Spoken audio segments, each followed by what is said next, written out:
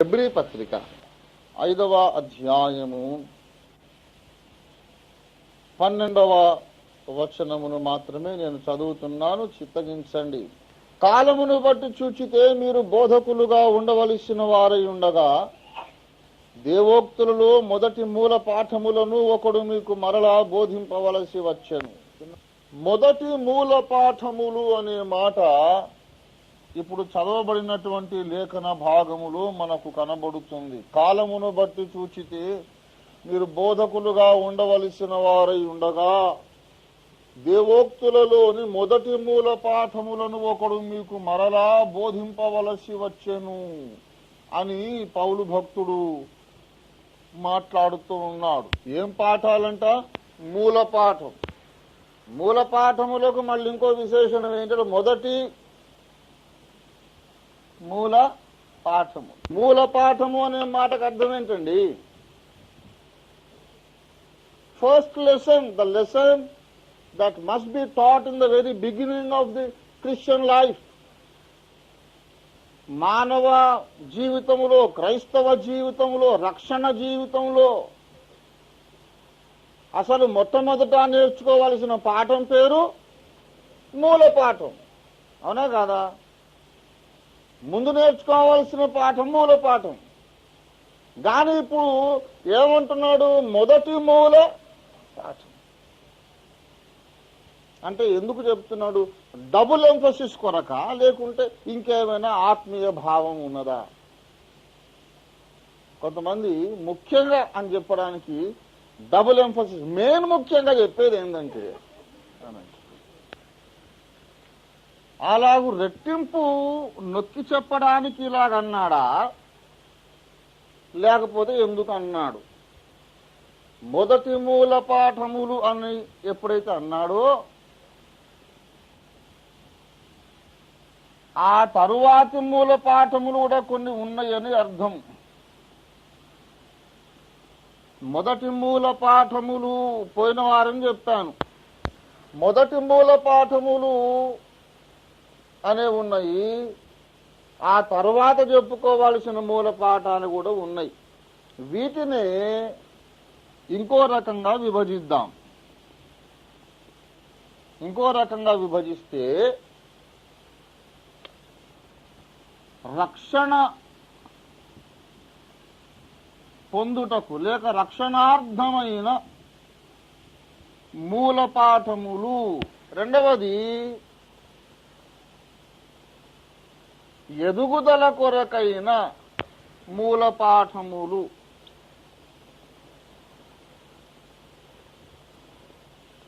Certain basic things you need to know in order to get saved.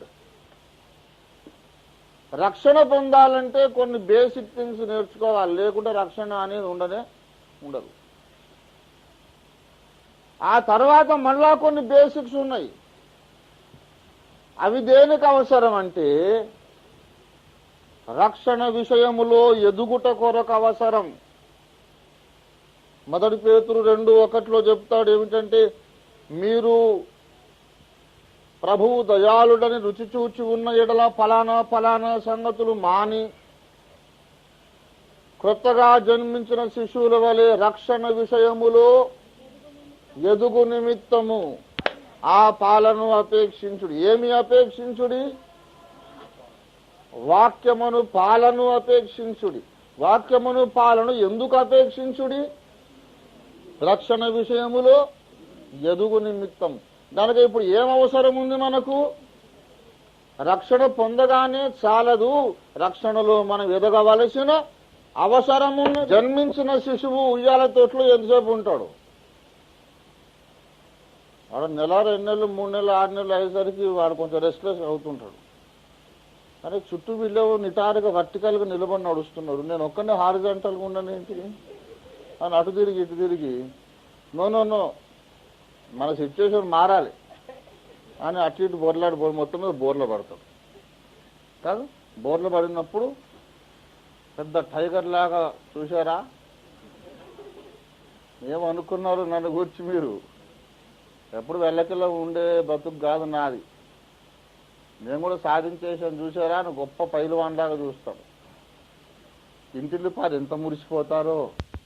దేవుని కుటుంబంలో ఒక కుమారుడు పుట్టినప్పుడు కూడా అలాగే కొంతకాలమే ఇలా ఉండాలి. తర్వాత మనం బోర్లు పడాలి, దోగాడాలి, కూర్చోవాలి, నిలబడాలి, నడవాలి, పరిగెత్తాలి. రక్షణ విషయములో మనం ఏం చేయాలండి? ఎదుగునట్లు. గనక ఎదుగుదల అనేది ఇంపరేటివ్ అండి. ఈ ఎదుగుదల ఎదిగి ఎదిగి ఎదిగి ఒకనాటికి మెచ్యూరిటీ రావాలి, పరిపక్వ దశ. సంపూర్ణముగా ఎదిగినటువంటి పరిస్థితిలో మనం ఉండాలి. యేసు ప్రభు వచ్చేటప్పటికీ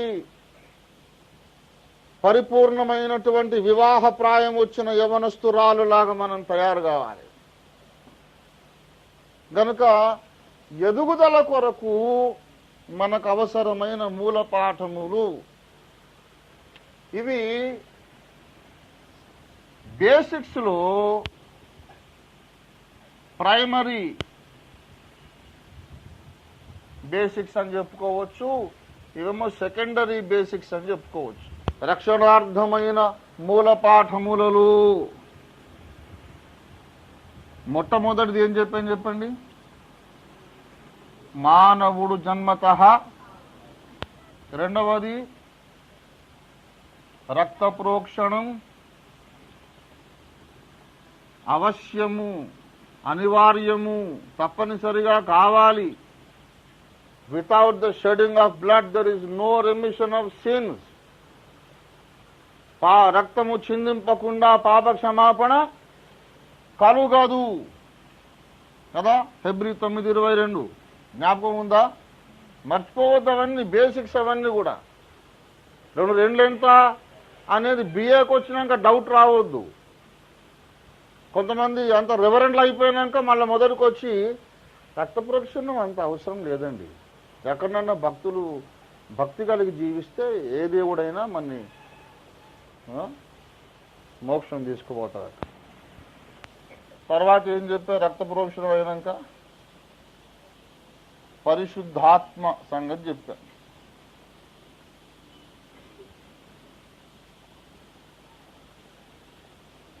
ఈ పరిశుద్ధాత్మను కూర్చిన మూల పాఠము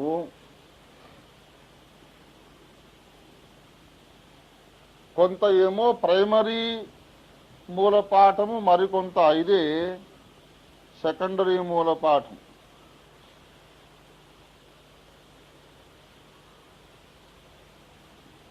పరిశుద్ధాత్మను గూర్చి మనము రక్షణ సందర్భంలో తెలుసుకోవాలి.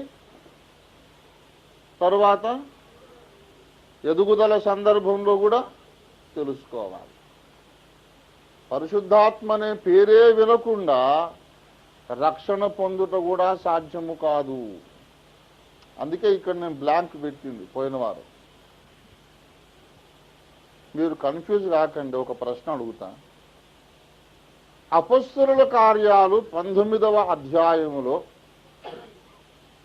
అపోల్లో కొరింథులో ఉన్నప్పుడు పౌలు పై ప్రదేశముల్లో సంచరించుతూ ఎఫెసునకు వచ్చి అక్కడ కొంతమంది శిష్యులను కనుగొనెను.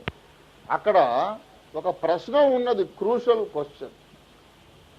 పౌలు వారిని చూచి, మీరు విశ్వసించినప్పుడు పరిశుద్ధాత్మను పొందితిరా అని అడిగాడు.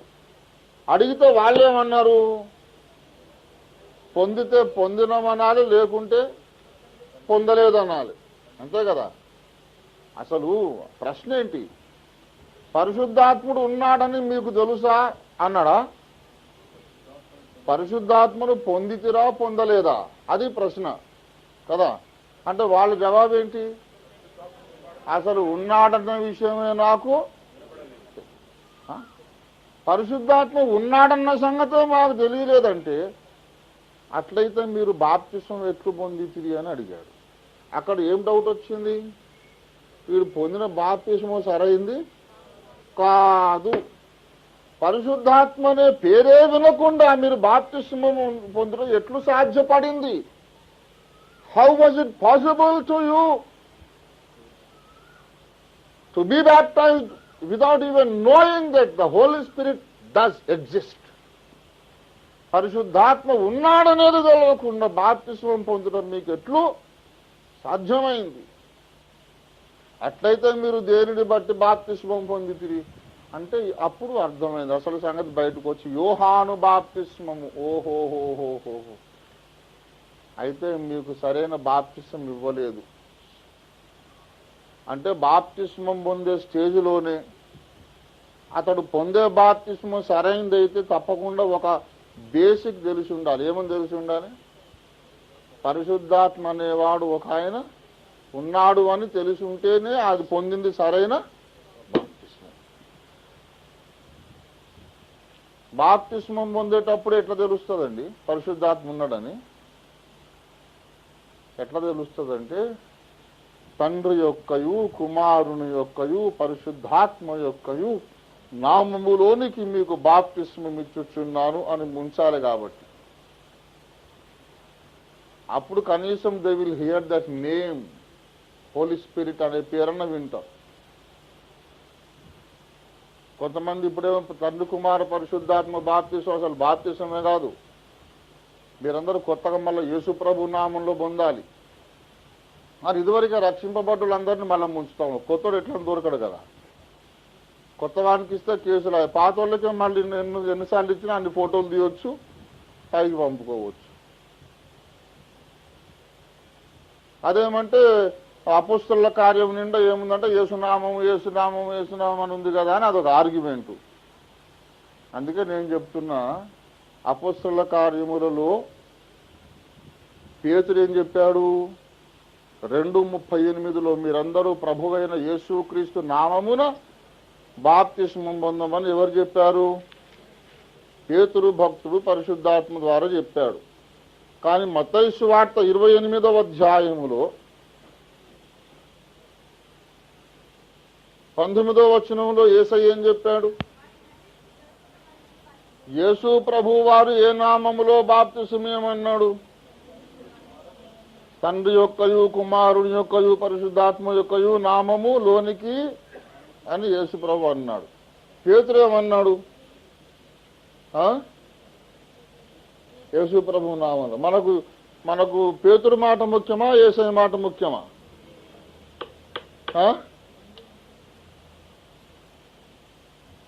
పేతురుది ఏం ముఖ్యం కాదు సార్, యేసయ్య మనకు ముఖ్యం అని ఎన్నడూ అనొద్దు. చాలా తప్పు అప్రోచ్ అది. ఎందుకంటే మనుషుడు తన ఊహను బట్టి చెప్పుట వలన లేఖనములో ఏ ప్రవచనమును పుట్టదు. పేతురు పరిశుద్ధాత్మ ద్వారా అన్నాడు ఆ మాట. నాట్ ఓన్లీ పీటర్, ఆ ఎఫెసులో ఉన్నోళ్ళకు కూడా ఏమన్నాడు పౌలు భక్తుడు? యోహాను బాప్తిస్మాన్ని బట్టి పొందామంటే అట్లయితే మీరు ప్రభువైన యేసు నామమున బాప్తిస్మం పొందుడని వాళ్ళకి చెప్పాడు. ఆ మాట విని వాళ్ళందరూ ప్రభువైన యేసు నామమున బాప్తిస్మము పొందిరి కదా. 5వ వచనం చదవండి, 19:5.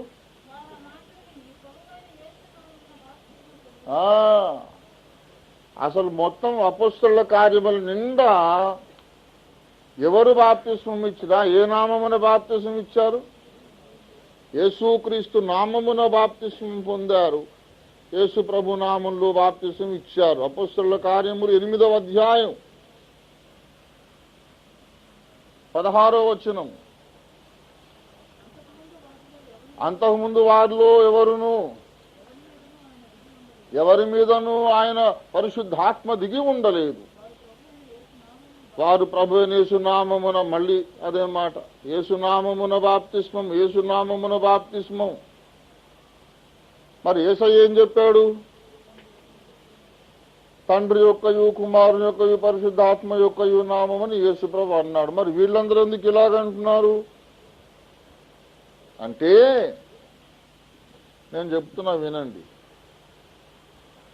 సంగతి సరిగ్గా గ్రహించండి, దయచేసి సంగతి గ్రహించండి. తండ్రి అనేది ఒక నామమా? ఫాదర్ అనేది ఒక పేరా? I'm a father, Babji is a father, Rajbabu is a father, ఇంకా brother Ramakrishna is a father, brother James is a father. అక్కడ ఉన్న వాళ్ళందరూ ఫాదర్. పెండ్లైన వాళ్ళు పిల్లల్ని brother Mahimarao is a father.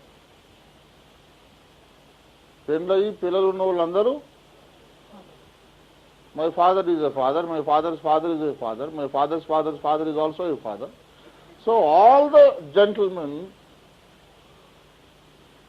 who are married and got children are father. Father అన్నది పేరా?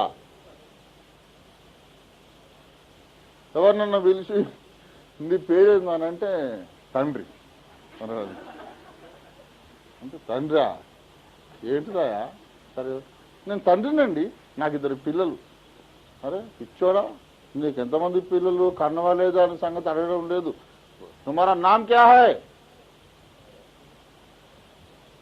అంటే मैं 2 बच्चे का बाप हूं. अरे मेंटल है क्या रे? 2 बच्चे का बाप है, 20 बच्चे का बाप है, कौन पूछा? तुम्हारा नाम बोलो అంటాడు. అవునా కదా? కనుక తండ్రి అనేది పేరు కాదు, అది అతనికున్న హోదాను సూచించుచున్నది. అట్లా కుమారుడు అనేది కూడా ఇదొక పేరా? కుమారుడు అనేది పేరా? I am also a son, and my father also was a son. Everyone who is sitting here is a son. అవునా కదా? మనం అందరము కొడుకులవి. మగపిల్లలు అందరూ కూడా కొడుకు. నీ పేరేంటిది బాబు? నీ పేరేందా అంటే నేను కొడుకు. బాబు ఇట్లా నీ పేరేందంటే కొడుకు అంటావు ఏంటి? పేరు చెప్పు. పేరేంది సార్?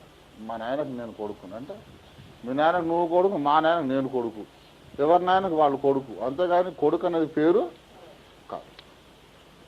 అట్లానే పరిశుద్ధాత్మ అనేది కూడా ఒక పేరు కాదు. ఆ ఆత్మ అపవిత్రమైన ఆత్మ కాదు, పరిశుద్ధమైన ఆత్మ అనే వివరణ. పరిశుద్ధాత్మ అంటే అది ఎటువంటి ఆత్మ వివరించే మాట. హోలీ స్పిరిట్ అంటే that spirit is not unclean, that spirit is absolutely holy. ఇప్పుడు మా తండ్రికి, ఆయన మా తండ్రి ఎవరికైనా పరిచయం చేస్తే మా నాయనండి అని చెప్తాం, కానీ ఆయనకంటూ సొంత పేరు లేదా? ఉంది. స్వామిదాస్ గారండి, పరదేశంలో కానీ పరలోకంలో కానీ మీకు అందరూ చూపిస్తాను నేను. మీరు అక్కడికి వస్తే తప్పకుండా ఇదిగో మా నాయనండి, మా అమ్మండి. ఫస్ట్ నేను పరలోకాన్ని పోగానే ముందు ఏసఐ కాళ్ళు పట్టుకుని ముద్దు పెట్టుకుంటాను. ఒక అరగంట సేపు వదల. తర్వాత నెక్స్ట్ నేను పోయేది మా అమ్మ దగ్గరికేనండి.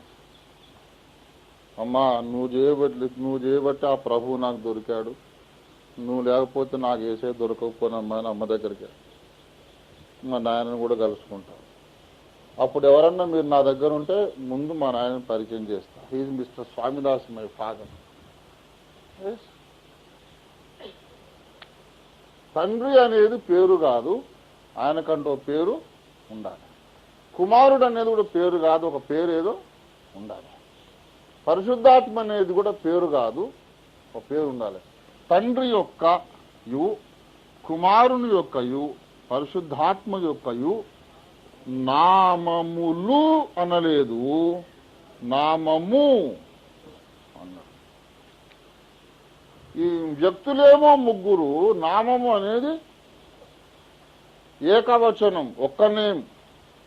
తండ్రికి కుమారునికి పరిశుద్ధాత్మ కలిసి ఒక్క పేరు ఏదో ఉండాలి. A common name shared by all the 3 persons of the Godhead. దైవత్రిత్వములోని ముగ్గురు వ్యక్తులు కలిసి ఒక నామమును పంచుకుంటున్నారు.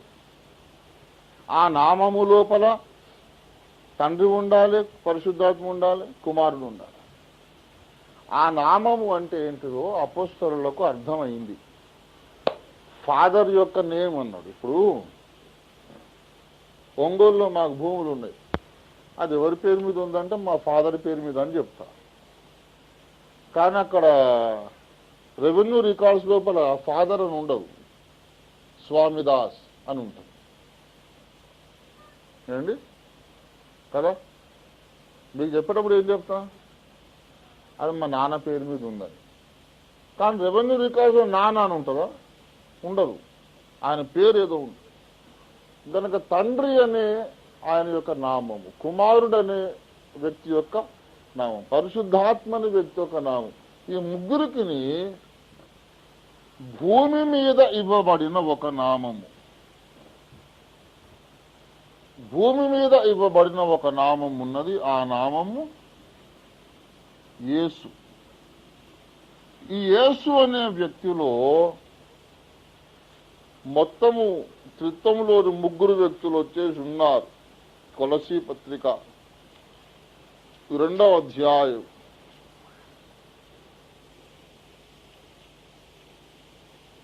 9వ వచనం చదవండి.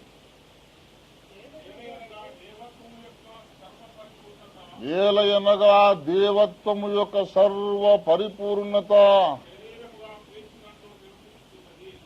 శరీరముగా క్రీస్తునందు దేవత్వము యొక్క సర్వ పరిపూర్ణత అంటే అర్థం ఏంటి? తండ్రి, కుమార, పరిశుద్ధాత్మ ముగ్గురు వచ్చేసి ఇప్పుడు శరీరముగా ఎవరి యందు ఉన్నది? యేసునందున్నది, క్రీస్తునందున్నది. అందుకనే తండ్రి యొక్కయు, కుమారుని యొక్కయు, పరిశుద్ధాత్మ యొక్కయు నామం అంటే అది ఆ నామము యేసేనని ఎవరికి అర్థమైంది? అపోస్తలులకు అర్థమైంది. అందుకే పేతురు అన్నాడు యేసు నామమున బాప్తిస్మం పొందు, పౌలు అన్నాడు యేసు నామమున బాప్తిస్మం పొందని ఇచ్చారు. మరి యేసు నామముని బాప్తిస్మం ఇస్తుంటే ఇప్పుడు ఎవరినైనా పిలిచి నువ్వు పాపాలు ఒప్పుకున్నావా, క్షమాపణ పొందావా అని అడిగి గనక నిన్ను యేసునామమున బాప్తిస్మం ఇస్తున్నాను ముంచినావు అనుకో, మరి పరిశుద్ధాత్మ ఉన్నాడనే సంగతి ఎట్లా తెలుస్తుంది?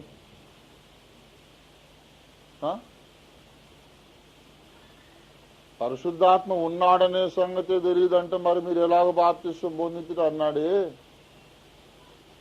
ఒట్టి యేసునామమే ఉచ్చరించి ముంచితే పరిశుద్ధాత్మ ఉన్నాడు అని ఎలా తెలుస్తుంది? New convert. అందుకే పరిశుద్ధాత్మ నాకు బయలుపరిచిన పద్ధతి ఏంటంటే ఎవరితో పంచాయతీ లేదండి. మత్తయి 28:19 దేవోక్తి, అపోస్తలుల కార్యములు 2:38 కూడా దేవోక్తి.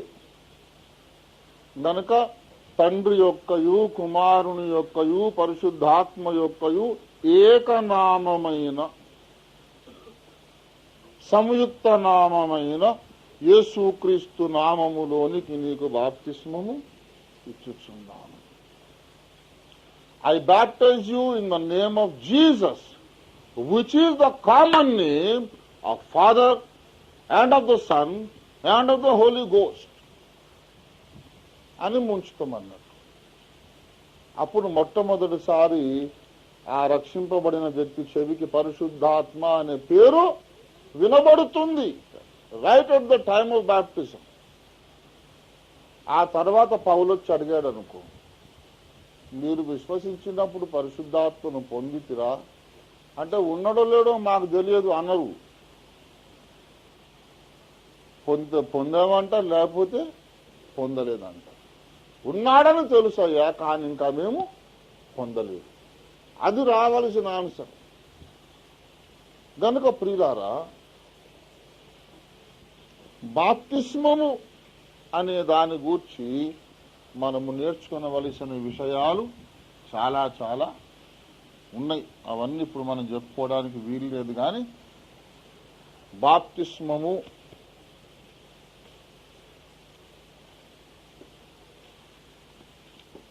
ఎవరు పొందవలెను?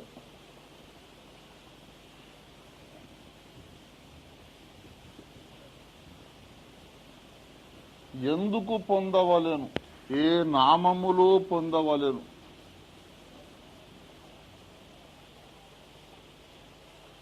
తరువాత ఏ విధానములో పొందవలెను?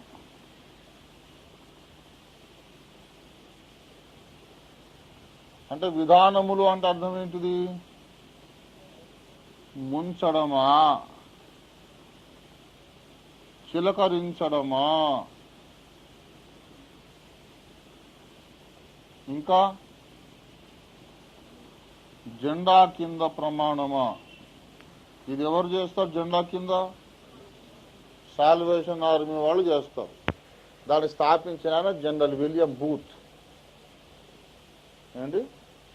విలియం బూత్ చాలా మహాభక్తుడు. విలియం బూత్ సాబు ఆజాద్ హింద్ ఫౌజ్ లాగా నేతాజీ సుభాష్ చంద్రబోస్ టైపులో ఆయన ఎప్పుడు ఒక మిలిటరీ డ్రెస్ వేసుకునేవాడు. క్రీస్తు సైన్యమని, సాల్వేషన్ ఆర్మీ రక్షణ సైన్యమని ఒక సంఘాన్ని స్థాపించాడు. ఆ రోజుల్లో లక్షలాది మందిని ఆయన మరి నామకార్థ క్రైస్తవ జీవితం నుండి ప్రతిష్ట గల క్రైస్తవ జీవితంలో నడిపించాడు. క్రీస్తు సైనికులు త్రాగడానికి వీలు లేదు. విందులు వినోదాలు మన పని కాదు. ప్రభు కొరకు మన దేహాన్ని సెలివేసుకున్నట్టుగా మనం ప్రతిష్ఠించుకోవాలి. శరీర వాంఛలకు మిమ్మల్ని మీరు అప్పగించుకోకండి. సైనికుడైన వాడెవడును తను దండులో చేర్చుకున్న వారిని సంతోషపెట్టడం కోసం ఈ జీవన వ్యాపారములో చిక్కుకొనడు. సైనికుడు అన్ని విషయాలు మితముగా ఉండాలి. ప్రభు కొరకు పోరాడదామని ఆయన ఒక డినామినేషన్ స్థాపించాడు. ఇప్పుడు చప్పజల్లారిపోయింది, కానీ ఆ రోజుల్లో ఫైర్ అన్నమాట. సాల్వేషన్ ఆర్మీ సంఘ చరిత్ర మీరు చదివితే జాన్ వెస్లీ, మార్టిన్ లూథర్ తర్వాత అంతటి వాడు. విలియం బూత్ ప్రసంగాలు వింటే భగ్గున మండేది అన్నమాట. వాళ్ళు ఏం సామాన్యులు కాదండి, మహామహానుభావులు. అయినా వాళ్ళు చెప్పింది తప్పు. ఆ మెచ్యూరిటీ ఉండాలి. విలియం బూత్ సాబ్ వస్తే నేను కుర్చీ మీద కూర్చోను, కిందకు దిగి ఆయన కాళ్ళ కాడ కూర్చుంటా. నా హృదయంలో ఆయనకున్న స్థానం అది. మోకరిస్తే 10 గంటలు 8 గంటలు మోకాళ్ళున కూడా చేతులు తలాగదులు కాళ్ళ మీద శిలా విగ్రహం లాగుండి కన్నీళ్లు కాచి ప్రార్థన చేశాడు. Lord save Britain, save America, save the whole world. నామకార్థ జీవితం ఎక్కువైపోతుంది ప్రభువా అని ఏడ్చేవాడట. అటువంటి మహాభక్తుడు. అలాగే సెవెంత్ డే అడ్వెంటిస్ట్ డినామినేషన్ స్థాపకురాలు ఈజీ వైట్, ఎల్ఎంజీ వైట్ అమ్మగారు. ఆమె కూడా సామాన్యురాలు కాదు, మహాభక్తురాలు. అయినా ఆమె బోధించిన బోధ శుద్ధ తప్పు. ఫుట్ ప్రింట్స్ ఆఫ్ జీసస్ అని ఒక బుక్ రాసిందండి. ఎంత బ్యూటిఫుల్ బుక్ అంటే, నాకు 15 ఏళ్ళు ఉన్నప్పుడు ఆ బుక్ నా గుండెను మండించింది. యేసుక్రీస్తు అడుగుజాడలు అని ద గ్రేట్ కాంట్రవర్సీ అనే బుక్ రాసింది. అందులో ఎంత నాలెడ్జ్ అంటే, ఆమె ఒక హిస్టారియన్, ఒక వేదాంత పండితురాలా, ఒక ప్రసంగికురాలా, ఎవరో నాకు అర్థం కాలేదు. ఈజీ వైట్ అమ్మ బుక్ చదివితే అంత ఇన్ఫర్మేషన్ ఉంటుంది. మహాభక్తురాలు. ఆమె ప్రార్థనలో ఉన్నప్పుడు ఒకసారి దర్శనంలో ఆకాశములో 4వ ఆజ్ఞ, 10 ఆజ్ఞలు 4వది ఏది? విశ్రాంతి దినమును పరిశుద్ధముగా ఆచరించుటకు జ్ఞాపకముంచు అనేది ఒక వెలుగు చుట్టూ కాంతి వలయములో బంగారము లాంటి ఒక వెలుగు చుట్టూ కనపడి అందులో ఆజ్ఞ కనపడి దర్శనం. ఓహో, దేవుడు 4వ ఆజ్ఞ నాకు చూపిస్తున్నాడు అనుకొని, అంటే మనం ఇప్పుడు కూడా విశ్రాంతి దినమును పాటించాలనేమో అని only based on that vision ఆమె సెవెంత్ అడ్వెంటిజం స్థాపించింది.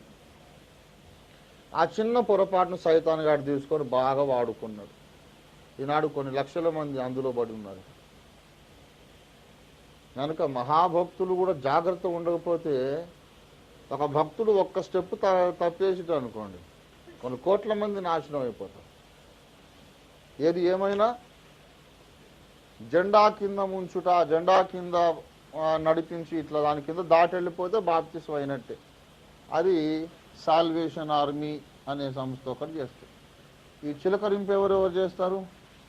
లూథరన్ వారు, సిఎస్ఐ, వెస్లియను, క్యాథలిక్ వాళ్ళు కూడా అంతే. బ్యాప్టిస్ట్ వారు మాత్రం ముంచడమే ఇస్తారు. బ్యాప్టిస్ట్ వాళ్ళు ఎవరు అపార్థం చేసుకోకండి. అసలు పెంతకోస్తు, హెబ్రోను ఇదేమి రాకముందు స్టాండర్డ్ చర్చ్ అంటే బ్యాప్టిస్ట్ చర్చే.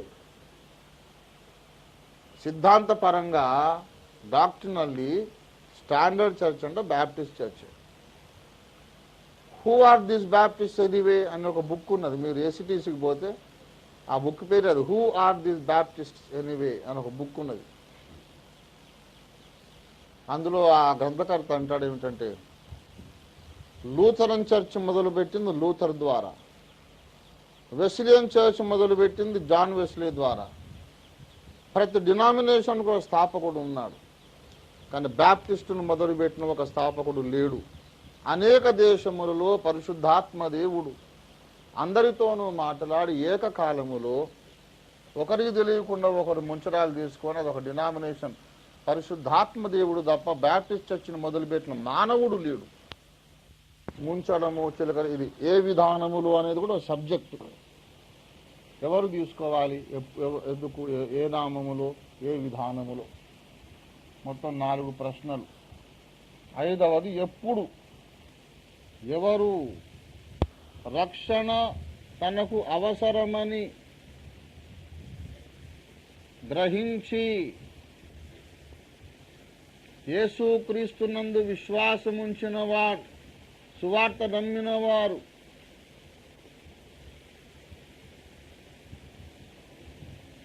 విశ్వాసముంచిన వారు బాప్తిస్మం పొందాలి. ఎందుకు అనే ప్రశ్నకు జవాబు ఏమిటంటే, పాప క్షమాపణ నిమిత్తము. ఏ నామములో? మత్తయి 28:19 ప్లస్ అపోస్తలుల కార్యాలు 2:38 కలిసిన నామములో. అర్థమైందా? ఏ నామములు అంటే మీరేం చెప్పాలి? నేను అందరూ చెప్తున్నాను, యేసునామములో బాప్తిస్మము, యేసునామములో బాప్తిస్మం అంటే, అందుకే నేను మేము పొందింది యేసునామమేనాయా బాబు, మేము ఎంకర నామంలో పొందలే. ఇది మా అంతా యేసునామమే. తండ్రి కుమార పరిశుద్ధాత్మన్న యేసునామమే, యేసునామన్న తండ్రి కుమార పరిశుద్ధాత్మనే. 2 3 ఎంత? 3 2 ఎంత? అరే 2 కాదేనా జవాబు? 2 3 6, 3 2 కూడా 6. ఇప్పుడు నేనంతా మా నాయనలాగా ఉంటా. మా నాన్న ఎవరిలాగా ఉంటాడు మరి? నాలాగా ఉండడా? నేను మా నాన్నలాగానే ఉంటా, కానీ మా నాన్న మాత్రం అస్సలు నాలాగా ఉంటాడు. అంటే అదేంటి సార్, మెంటల్ వచ్చిందా? నేను మొత్తం మా నాన్నలాగా డిటో. మా నాన్న మాత్రం అదేంటో కొద్దిగా కూడా నాలాగా ఉంటాడండి, మొత్తం వేరేగా ఉంటాడు. అంటే అది మెంటల్ వచ్చినోనికే సాధ్యం అటువంటి స్టేట్మెంట్ చేయడం కదా. నేను మా నాన్నలాగుంటే ఆటోమేటిక్గా మా నాన్న కూడా నాలాగే ఉంటాడు. అట్లనే తండ్రి కుమార పరిశుద్ధాత్మ నామము ఈజ్ ఈక్వల్ టు యేసునామము కదా, అంతే కదా. ఇప్పుడు A is equal to B అనుకోండి, ఇప్పుడు B is equal to definitely A. అనుమానం ఉందా ఏమన్నా? A is equal to B, but B is not equal to A. అంటే you should be mentally retarded person. Tappa. If A is equal to B, then B must be equal to A. కనుక తండ్రి కుమార పరిశుద్ధాత్మ is equal to యేసునామము, then యేసునామం is equal to. కాబట్టి ఇదన్నా అదన్నా ఒకటి, చిల్లి అన్నా తూటన్నా ఒకటి, పిల్లి అన్నా మార్జాలం అన్నా ఒకటి. అర్థమైందా? ఉల్లిపాయ అన్నా ఎర్రగడ్డ అన్నా ఒకటి. రాయలసీమలో ఎర్రగడ్డ అంటారు, ఇక్కడేమో ఉల్లిపాయ అంటారు. కోస్తాంధ్ర వైపు వెల్లుల్లి అంటారు, వరంగల్లో ఎల్లిపాయ అంటారు.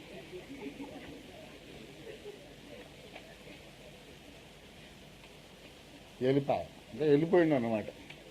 ఎవడు వెళ్ళిపాయ? ఎక్కడికి వెళ్ళిపాయ? ఎందుకు వెళ్ళిపాయ? అదంతా కాదు సార్, వెళ్ళిపాయలు ఉండవా? చిన్నది వెళ్ళిపాయ కనుక వెళ్ళిపాయ అన్నా ఎల్లుల్లి అన్నా ఒకటే, కన్ఫ్యూజ్ కావద్దు. అట్లనే తండ్రి కుమార పరిశుద్ధాత్మ అన్నా యేసునామం అన్నా ఒకటే. అందుకే మనం ఏం చేసాం, ఈ 2 కలిపాం. ఏ విధానములో ముంచడములో మాత్రమే నిజమైన బాప్తిస్మము. ముంచడము కాక ఇంకా ఏది ఇచ్చినా అది బాప్తిస్మము గానే కాదు. దానికి ఈ మేధావులు రకరకాలుగా చెప్తారు. నీళ్లతో, నీళ్లలో అని ఉంది కదా, రెండు బైబిల్లోనే ఉన్నాయి కదా అని. బాప్తిస్మ యోహాను అన్నాడు కదా మత్తయి సువార్త దయచేసి 3వ అధ్యాయం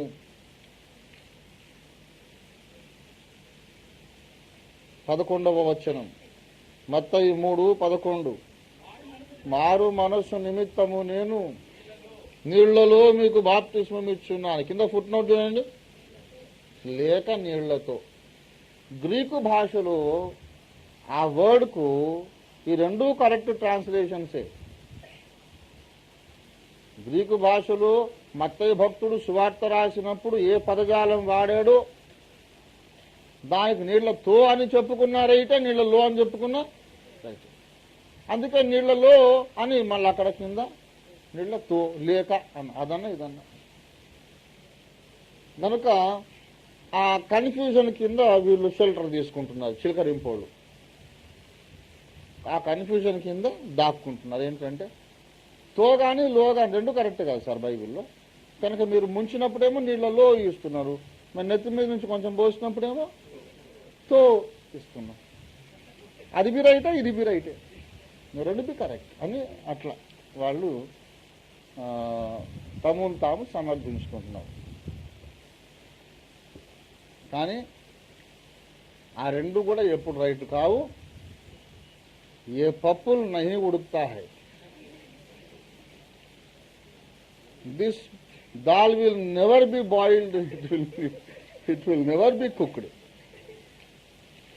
ఎందుకంటే మన సిద్ధాంతానికి మత్తయి 3:11 కాదు, మన సిద్ధాంతకర్త ఎవరండి? కొత్త నిబంధన సంఘమునకు సిద్ధాంతకర్త ఎవరు? ఇది మూల పాఠాల్లో ఒకటి. గ్రోత్ కిందకు వస్తుంది ఇది. మళ్ళీ రేపు చెప్తామంటే చెప్పినప్పుడు నెక్స్ట్ వీకో ఆ 5 వీకో ఎదుగుదల కొరకైన మూల పాఠాల్లో ఒకటి ఏంటంటే కొత్త నిబంధన సంఘమునకు సిద్ధాంతకర్త పౌలు, not Matthew, not Mark. Mark సువార్తలో ఇట్లుంది కదా అని సిద్ధాంతం చేయొద్దు. దేవుని బిడ్డలారా, మత్తయి, మార్కు, లూకా, యోహాను సువార్తలన్నీ అయిన తర్వాతనే దేవుని చేత అధికారము పొందిన సిద్ధాంతకర్తగా ఎవరు వచ్చారు? మనకు పౌలు వచ్చారు. 1 కొరింథీ 3వ అధ్యాయం 10వ వచనం చదవండి. దేవుడు నాకు అనుగ్రహించిన కృప చొప్పున నేను నేర్పరి అయిన శిల్పకారుని వలె పునాది వేసి తిని, పౌలే సిద్ధాంతకర్త. కుండ బద్దలు కొట్టి మరీ చెప్పొచ్చామా? వేయబడిన తప్ప వేరొక పునాది ఎవడును వేయనేరడు. మనకు సిద్ధాంతకర్త అయిన పౌలు ఏం చెప్పారంటే రోమా పత్రిక 6వ అధ్యాయము 5వ వచనము చూడండి. ఆయన మరణము యొక్క సాదృశ్యమందు ఆయనతో ఐక్యము గలవారమైన ఎడల ఆ పునరుద్ధానము యొక్క సాదృశ్యమందును ఆయనతో ఐక్యము గలవారము అగుదుము. దేని గురించి మాట్లాడుతున్నాడు? అక్కడ సబ్జెక్ట్ కాంటెక్స్ట్ ఏమిటి? 3వ వచనం చదవండి.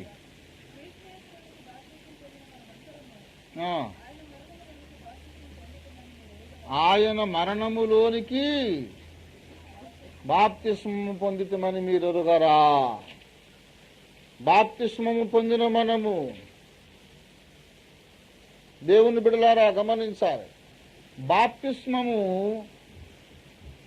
గురించి ఏమంటూ 2 మాటలు వాడు. మరణము యొక్క సాదృశ్యము, పునరుద్ధానము యొక్క సాదృశ్యము. సాదృశ్యం అంటే అర్థం ఏంటిది? అటువంటి దృశ్యము. ఇప్పుడు మరణము యొక్క సాదృశ్యం అంటే అర్థం ఏంటి? మరణము వంటి దృశ్యము, పునరుద్ధానము వంటి దృశ్యం. అనగా బాప్తిస్మం ఇచ్చేటప్పుడు ఎలా ఉండాలంటే, ఒక మనిషి చచ్చిపోతే పాతి పెడుతున్నట్టు కనబడాలి, అది మళ్ళా ఇంకోటి కూడా కనపడాలి. చచ్చిపోయిన వాడు పునరుద్ధానము చెందుతున్నట్లు కూడా కనబడాలి. ఒక మనిషి చచ్చిపోతే పాతి పెట్టినటువంటి దృశ్యము, పాతి పెట్టబడిన వాడు తిరిగి లేచినటువంటి దృశ్యం, ఈ రెండు దృశ్యాలు ఎక్కడ కనబడుతున్నాయో అదే సరైన బాప్తిస్మం. ఇక తో ఇస్తావో లో ఇస్తావో నీ సంగతి, అది నీ ఇష్టం. నువ్వు తో అన్న ఇవి, లో అన్న ఇవి. ఆ దూరం నుండి చూసేవాడు చూస్తున్నప్పుడు ఎలా కనపడాలంటే, ఒక మనిషి చచ్చిపోయాడు, పాతి పెట్టబడ్డాడు, మళ్ళా ఇప్పుడు లేస్తున్నాడు అని అనుకోవాలి. అటువంటి దృశ్యము. యేసు ప్రభువు వారు సమాధి చేయబడ్డాడు, మళ్ళీ లేచాడు, దానిలాంటి దృశ్యంగా ఇది కనపడాలి. కనపడాలంటే ఎట్లా చేయాలి? ఒకరిని పట్టుకొచ్చి నెత్తి మీద కొన్ని నీళ్లు పోస్తుంది, అబ్బా చచ్చిపోతున్నాడా, పాతి పెట్టబడుతున్నాడా, లేస్తున్నాడా అని అనుకుంటాడు ఎవరు? మరణము వంటి పునరుద్ధానం వంటి దృశ్యముగా ఉన్నదా అది? లేదు. మరి ఎప్పుడు ఉంటుంది? ఒకరిని పట్టుకొని నీళ్ళలో అమాంతం ముంచేసినప్పుడు అది సమాధి పెట్టబడినటువంటి దృశ్యం. నీళ్ళ లోపల నుంచి మళ్ళీ పైకి లేచినప్పుడు సమాధిలో నుండి లేచినటువంటి దృశ్యం.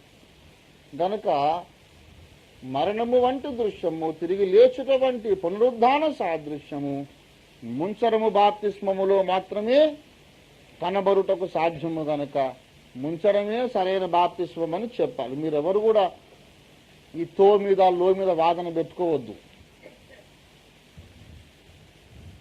సరిగ్గా వాదన తెలిసేయాలి ఎవరితోనన్నా. గెలవని పాయింట్ మనం అసలు ఎత్తనే వద్దండి. కొంతమంది బాప్తిస్మము తో అని ఉంది, లో అని ఉంది, అది ఉంది, ఇది ఉందని ఏదేదో చెప్తారు. అదంతా నాకు కాదు. పునర్జన్మ స్నానం అని ఉంది, ఒక్కొక్కరిని స్నానం చేపించి చేయాలని ఒక ఆయన నాతో వెటకారం చేస్తున్నాడు. ఒప్పుకుంటే చేయని చెప్తున్నా, నీ ఇష్టం.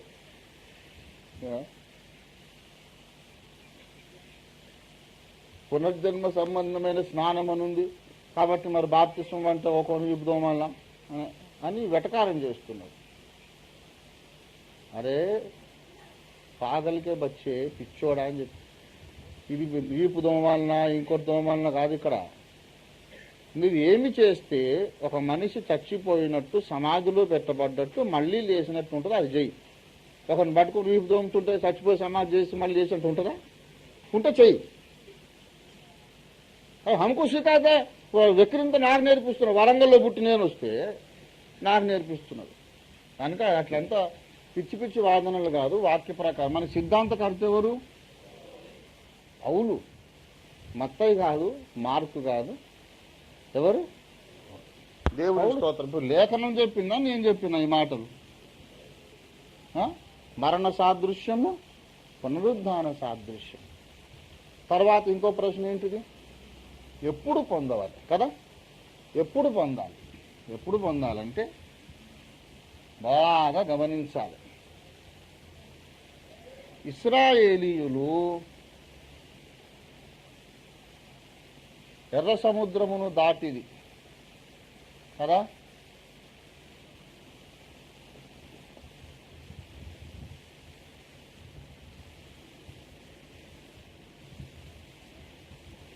ఎర్ర సముద్రము దేనికి సాదృశ్యము? ఎర్ర సముద్రము దేనికి? బాప్తిస్మమునకు సాదృశ్యము. బాప్తిస్మము పొందకుండా ఎవరునూ రక్షణ పొందలేరు. కానీ బాప్తిస్మము పొందినంత మాత్రమున రక్షణ ఉంటుందని గ్యారంటీ ఏమీ లేదు. కొంతమంది బాప్తిస్మం ముందు కూడా నరకానికి పోయే వాళ్ళు ఉంటారు. అందరూ పొందుతున్నారు కదా అని నేను కూడా పొందుదామని ఎవరు అనుకోవద్దు. నువ్వు చూసిన వాళ్ళేమో బాప్తిస్మం ముందు పరలోకానికి వెళ్తారు, వాళ్ళని చూసి నువ్వు పొందితే నువ్వు నరకానికి పోయే అవకాశం. హెబ్రీ 11:29.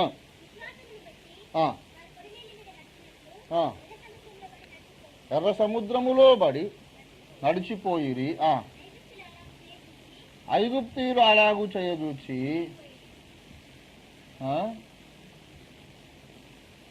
ఇది పస్కా గొర్రెపిల్ల అనుకోండి. వధింపబడిన గొర్రెపిల్ల,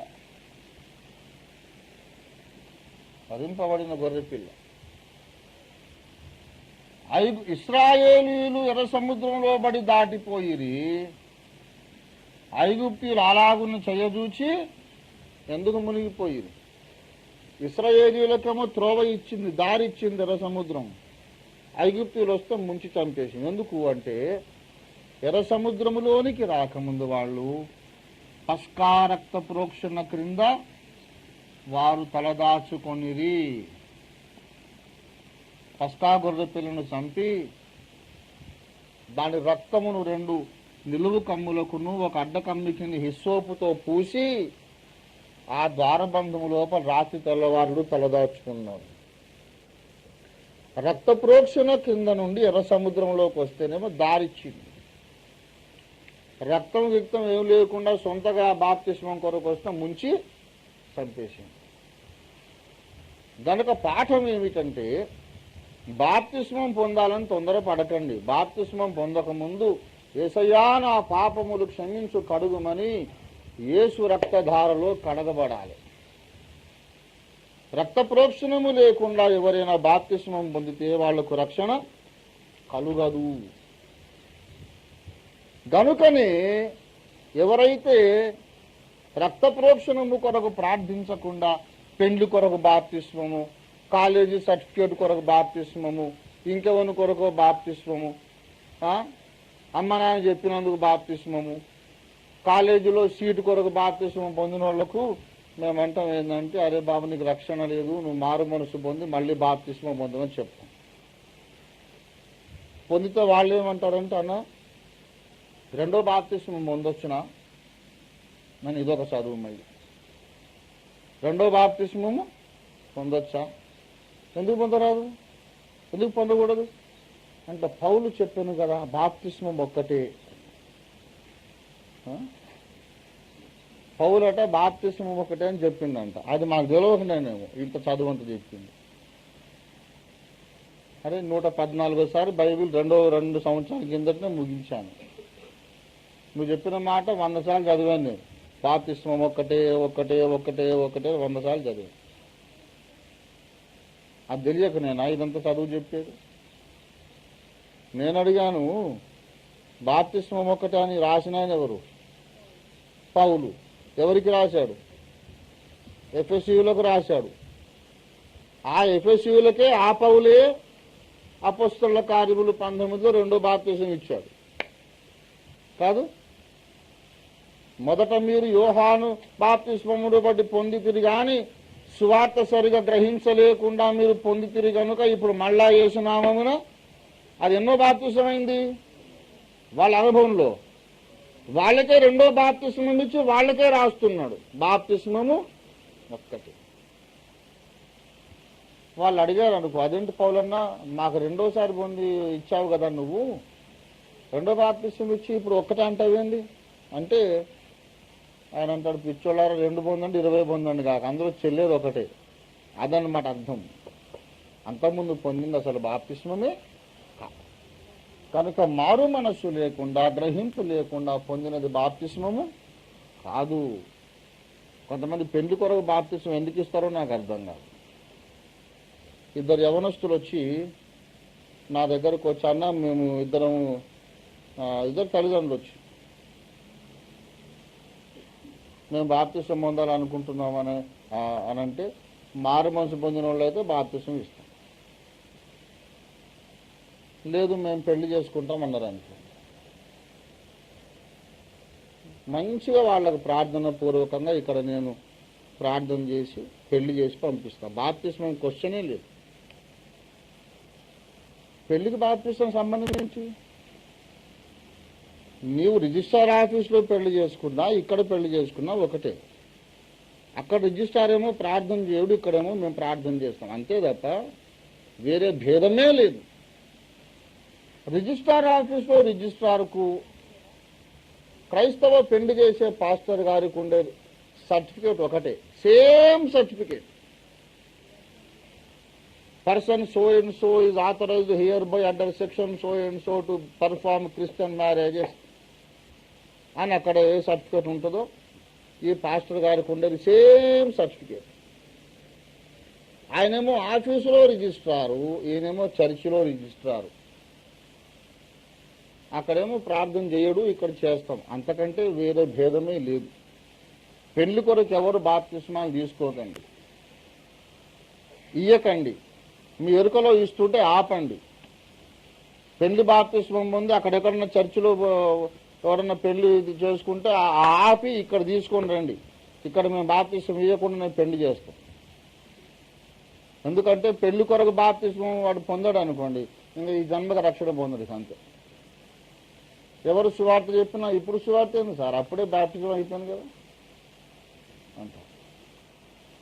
గనుక ప్రియులారా, రక్త ప్రోక్షణము కిందకు వచ్చిన వారే ఎర్ర సముద్రం లోపలికి రావాలి. ఇవి మూల పాఠములు. అయితే ఈ తరువాత దేవుని బిడలారా, ఇది ఎందుకు చెప్తా నేను, రక్షణ పొందు దినమున, బాగా వినండి, ఇదొక సెంటెన్స్ వింటే సరిపోతుంది. రక్షణ పొందు దినమున నీవు పొందిన బాప్తిస్మము సరైనదైతే నీకొక విషయము తప్పకుండా తెలుస్తుంది. ఏ విషయము? పరిశుద్ధాత్ముడు అనేవాడు ఒక ఆయన ఉన్నాడనే విషయమైనా తెలుస్తుంది. అది ఎన్నో మూల పాఠం? ఇది మొదటి మూల పాఠం. అదైనాక రెండవ మూల పాఠములలో బాప్తిస్మ సమయములో నీవు ఏ వ్యక్తిని గూర్చి విన్నావో ఆ పరిశుద్ధాత్మతో కలిసి ఎలాగూ నడుచుకొనవలెనో అది నేర్చుకుంటాం. At the time of baptism, we simply hear the name of the Holy Spirit. But after that, you learn how to walk with the Holy Spirit, how to be guided by the Holy Spirit. అవి ఏమిటంటే ఎదుగుదలకు అవసరమైన మూల పాఠములు, secondary basic lessons. అవి కొంతమంది రక్షింపబడి 10 ఏళ్ళైంది, 20 ఏళ్ళైంది, ఎవరన్నా వచ్చి రక్త ప్రోక్షణం యేసు ప్రభువే ఎందుకు దేవుడు, మా దేవుడు ఎందుకు గాడు అని అడిగారు అనుకో, ఎందుకు గాడంటే కాడంతే, దాన్ని నన్ను ఏం చేయమంటావు, అట్లా మాట్లాడొద్దు నరకానికి పోతావు అని అడ్డుదిడ్డ మాట్లాడమే తప్ప ఎక్స్ప్లెయిన్ చేయలేరు. మీరేం చెప్తారు? ఎవరన్నా యేసు ప్రభువు ఎందుకు దేవుడు అండి, మా దేవుడు ఎందుకు దేవుడు కాదు, ఎందుకు రక్షణ ఇవ్వలేరు అంటే మీరేం చెబుతారు? సకల మతముల బోధనల ప్రకారము రక్తము చిందింపకుండా పాప క్షమాపణ కలుగదు.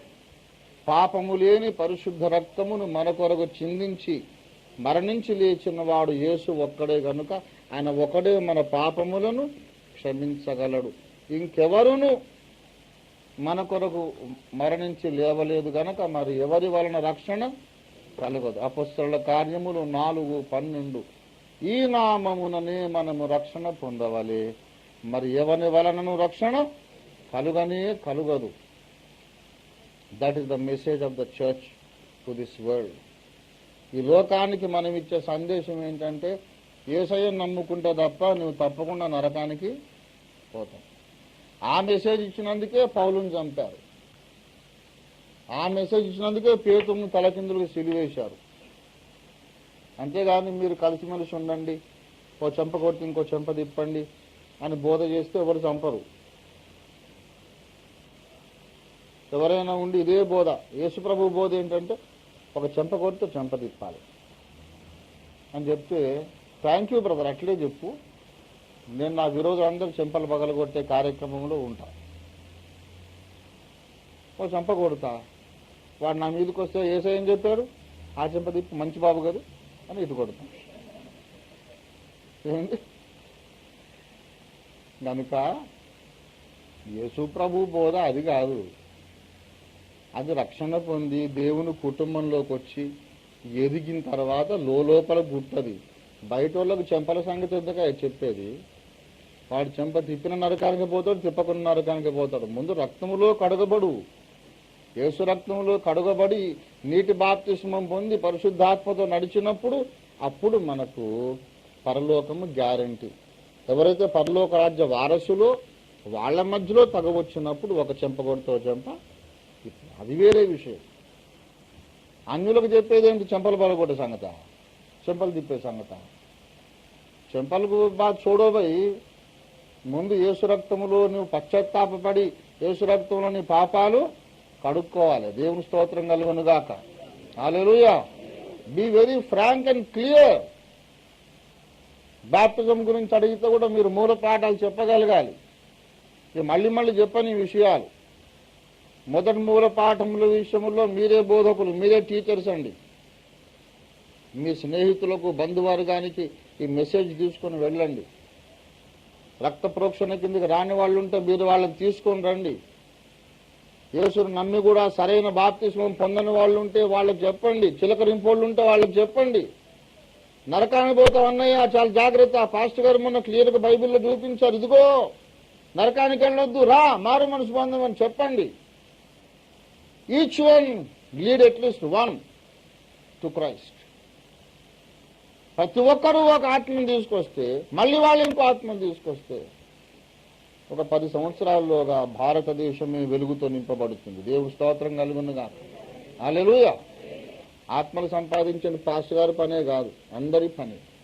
అందరం కలిసి పని చేద్దాం. ప్రభు మన సేవను ఆశీర్వదించునుగాక. ప్రార్థన చేసుకున్నాం. తరలు వంచండి. ప్రార్థన ప్రార్థన ప్రార్థన. స్తోత్రము నాయన, సర్వశక్తి మహాకనికరము కలిగిన మిక్కిలి గొప్ప పరమ తండ్రి, నీకు వందనాలు చెల్లిస్తున్నాం. ఈ రెండవ ఆదివారం కూడా ప్రభువా మొదటి మూల పాఠముల గురించి మీరు మాకు ఆధ్యాత్మిక విద్యా బోధన చేసినందుకై నీకే వందనాలు చెల్లిస్తున్నాము తండ్రి. చేరి వచ్చిన మేమందరము ఏది నమ్ముచున్నామో, ఎందుకు నమ్ముచున్నామో క్లియర్ కట్ అండర్స్టాండింగ్ కలిగి ఉండటకు సహాయము చేయండి. What we believe and why we believe, where the Bible teaches it, why it cannot be otherwise అనే విషయాలు అందరూ చేతగా గ్రహించినట్టు సహాయం చేయండి నాయన. పటిష్టముగా మంచి పునాది మీద కట్టబడి తండ్రి అనేక మందిని సత్యమైన వాక్య వెలుగులోనికి తీసుకొని వచ్చుటకు ప్రతి నిబిడని ప్రభు ఒక సైనికుడుగా, ఒక సైనికురాలుగా రూపొందించండి ప్రభువా. నీకే స్తోత్రాలు.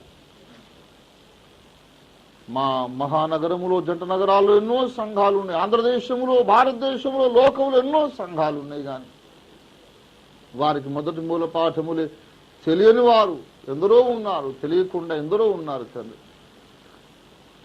ఒకవైపు చూస్తే మీ రెండవ రాకడ బహు సమీపముగా ఉన్నది. రాకడ సూచనలన్నీ నెరవేరుతూ ఉన్నాయి. ప్రపంచ రాజకీయ చిత్రపటం నానాటికి మారిపోతూ ఉన్నది. అంతిమ అబద్ధ క్రీస్తు నీడలు కనపడుతూ ఉన్నాయి. నా తండ్రి, నీ సంఘం ఇంకా మేల్కొనలేకపోతున్నది. ప్రభువా, సంఘమును మేల్కొలుపుటకు మమ్మను ఒక ఏలియావలే, ఒక నెహెమ్యావలే మీరు వాడుకొనండి ప్రభువా. ఒక ఏలియా కాదు, మా సంఘం ఒక ఏలియాల గుంపుగా ఉన్నట్టుకు సహాయం చేయండి. మా సహవాస సంఘములన్నిటిలోనూ నాయన ప్రతి సభ్యుడు, ప్రతి సభ్యురాలు ఏలియా వంటి ఆత్మీయ శక్తి కలిగిన వారై రెండవ రాకడ కొరకు ఈ ప్రపంచమును, మార్గమును సరళము చేయండి, సిద్ధము చేయనట్టుగా మమ్మను బలపరచమని, ఈ వాక్య సత్యమును ఇంకా నానాటికి మరింత లోతుగా, నిగూఢముగా మా హృదయములలో మీరు నేర్పించమని యేసు పరిశుద్ధ నామమున వేడి ప్రార్థిస్తున్నాం తండ్రి. మన తండ్రి అయిన దేవుని ప్రేమ, మన రక్షకుడైన యేసుక్రీస్తు నాథుని శాశ్వత కృప, పరిశుద్ధాత్మదేవునితో దివ్య మనోహర సహవాసం చేరి వచ్చిన మనకందరకును భూలోకమందున సకల భక్త కోటికి ఇప్పుడు ఎల్లప్పుడు సదా ప్రభు మరలా వచ్చే వరకు తోడై ఉండి కాపాడి సంరక్షించునుగాక. ఆమేన్. యేసు రక్తమునకే జయ, యేసు రక్తమునకే జయ, యేసు నామమునకే సంపూర్ణ విజయం కలుగునుగాక.